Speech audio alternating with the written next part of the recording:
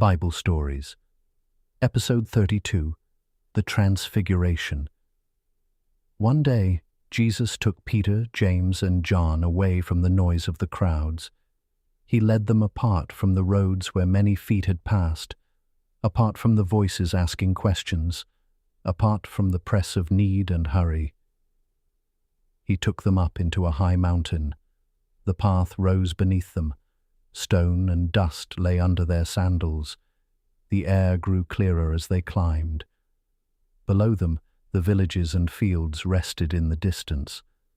Above them, the mountain stood quiet beneath the sky. Peter was there. James was there. John was there. They had walked with Jesus by the sea. They had seen him heal the sick. They had heard him teach with authority. They had watched him feed the hungry and calm, fearful hearts. Still, they did not yet understand the fullness of who stood beside them. They knew his face from the ordinary roads. They knew his voice in the boat and by the table. They knew the sound of his steps when he went on before them.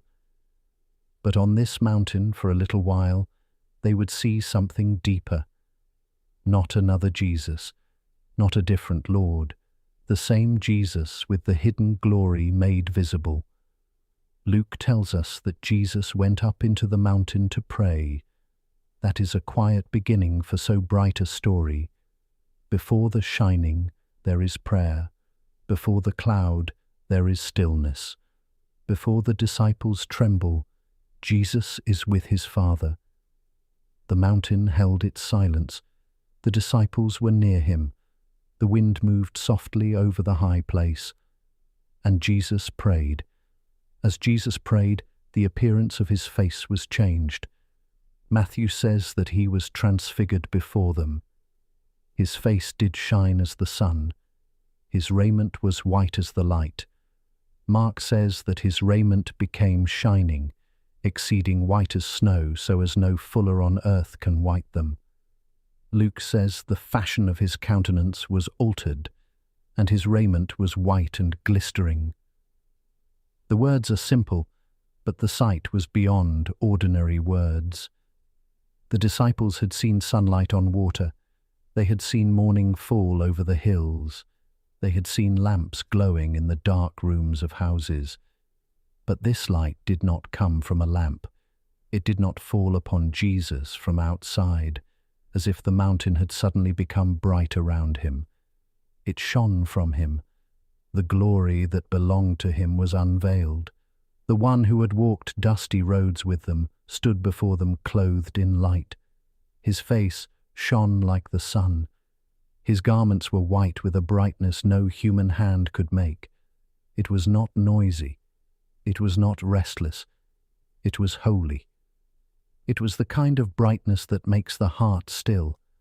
Peter, James, and John were awake to wonder. They saw Jesus as they had never seen him before. The mountain was no longer only stone and sky. It had become a place of witness. Long before, Moses had gone up a mountain where the cloud of the Lord covered the height. Long before, Moses had come down with his face shining because he had spoken with God. Long before, Elijah had gone to the mountain of God and heard the Lord in holy quiet. Now, on this mountain, those old stories seemed to draw near. For the same God who had spoken through Moses and the prophets was revealing the beloved Son. Then 2 men appeared in glory and spoke with Jesus. They were Moses and Elijah. Moses, through whom God had given the law. Elijah, the prophet who had stood for the Lord when many hearts were wavering. They were not strangers to the story of God's people. Their names carried mountain memories. Moses had gone up Sinai into cloud and fire. Elijah had travelled to Horeb and heard the Lord after wind, earthquake, and fire in a still, small voice. Now Moses and Elijah stood with Jesus. The law and the prophets were near him. They did not come to draw the disciples away from him. They came as witnesses beside him. Everything God had promised was gathering toward Jesus. Everything holy in the old paths pointed to him. Luke tells us that Moses and Elijah spoke of his decease, which he should accomplish at Jerusalem. That is a solemn word in the middle of the brightness. On the mountain there was glory. But Jesus' road still led downward. It led toward Jerusalem. It led toward the cross. It led through suffering, death, and resurrection. The shining mountain did not remove the path of love. It revealed who was walking it. The one who would give himself was the glorious Son. The one who would be rejected was the beloved Son. The one who would rise again was already Lord of glory. So Moses and Elijah spoke with him. The disciples listened and looked. Their eyes were full. Their hearts were too small for what they were seeing.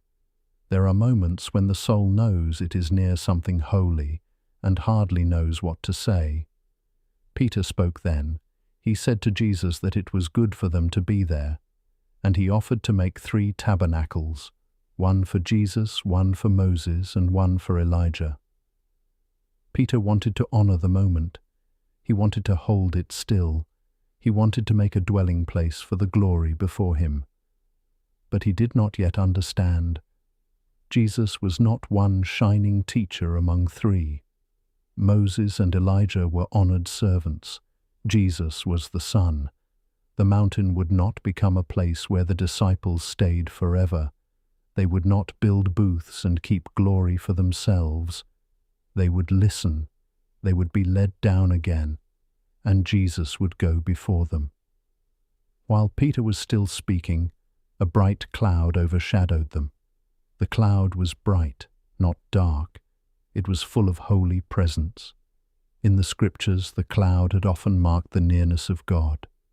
A cloud had covered the mountain in the days of Moses. A cloud had gone with Israel in the wilderness. A cloud had filled the place where God was worshipped. Now the bright cloud came over the mountain where Jesus stood.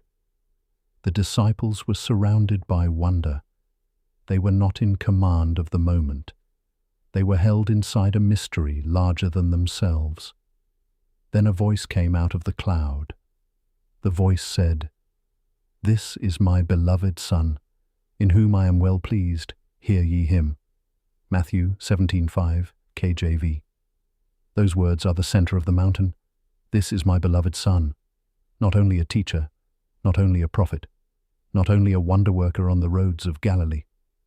The beloved Son, in whom I am well pleased. The Father's delight rests on him. The Father's will is made known in him. The Father's heart is revealed through him. Hear ye him. Listen to Jesus.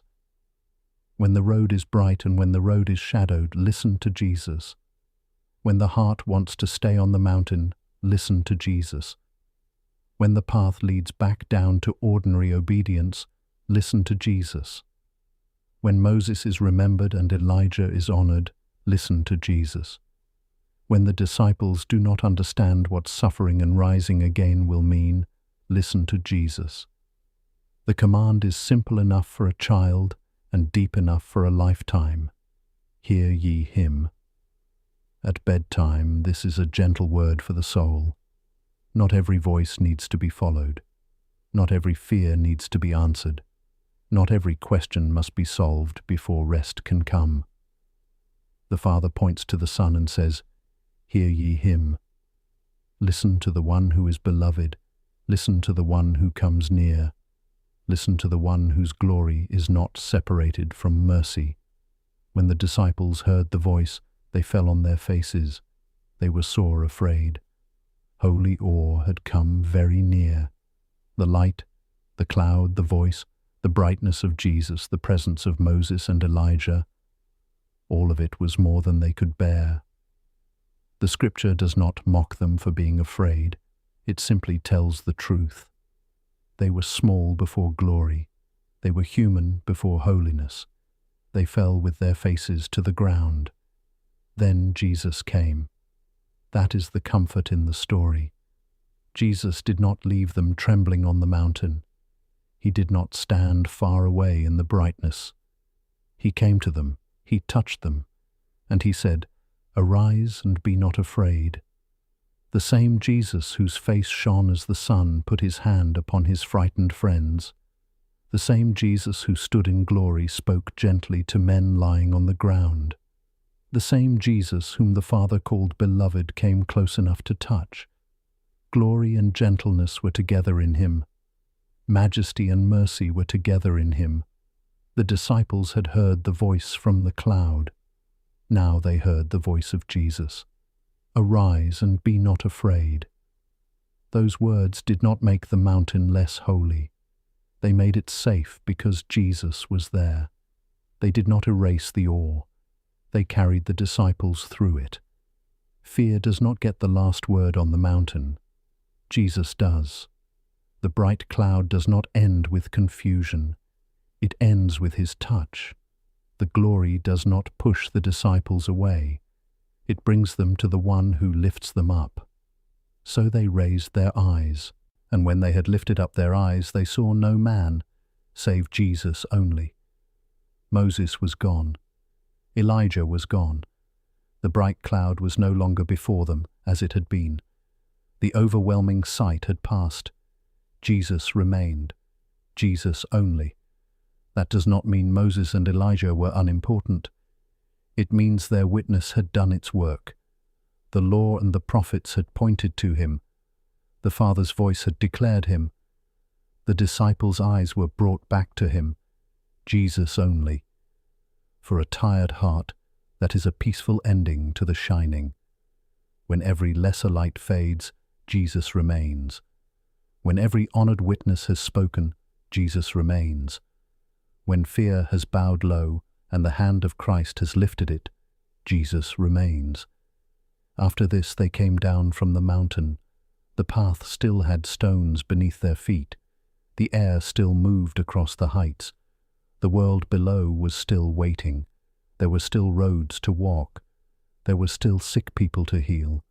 There were still confused disciples to teach. There was still Jerusalem ahead. The Transfiguration was not an escape from the way of the cross. It was a gift of truth before the road grew darker. The disciples had seen who Jesus was.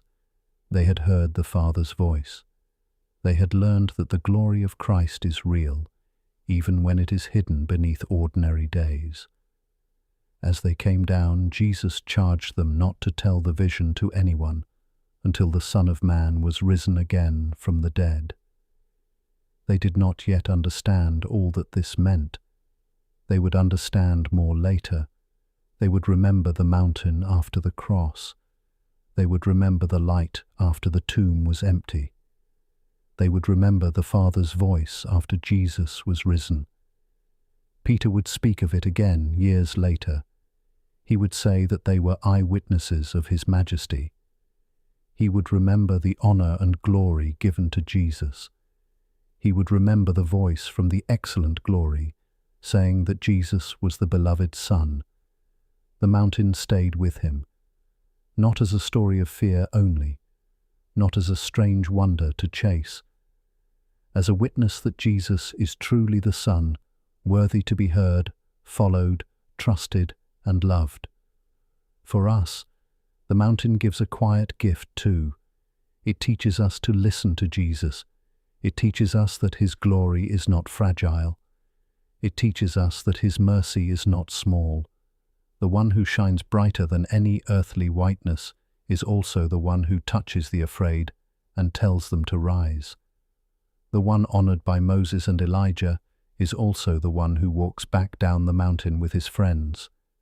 The one declared beloved by the Father is also the one who goes toward Jerusalem for the saving of his people. So the story ends not with the disciples holding the light in their hands, but with Jesus leading them onward. They did not keep the mountain. They kept his word, "Hear ye him." And as night settles softly around this story, we may rest with that same word. Listen to Jesus. Listen when he says, "Be not afraid." Listen when he calls you to follow.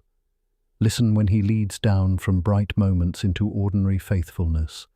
Listen when the world feels dim. because his glory has not gone out. The beloved Son is near. The glorious Lord is gentle. The hand that touched the disciples is full of mercy.